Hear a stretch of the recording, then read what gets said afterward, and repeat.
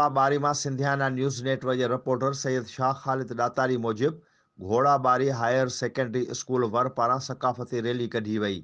Rally उस्तादन principal Abdul कादिर मेमुण, ग़ुलाम हैदर ख्वाजा, अमीन ख्वाजा, ओस्मान शेख, हमज़ो वलारी ऐं ॿियनि जी अॻुवाणीअ में वर स्कूल खां निकिती, जेका प्रेस क्लब ताईं पहुती, जिते शानदार रैलीअ खे उस्तादनि ऐं शागिर्दनि ख़िताब कयो।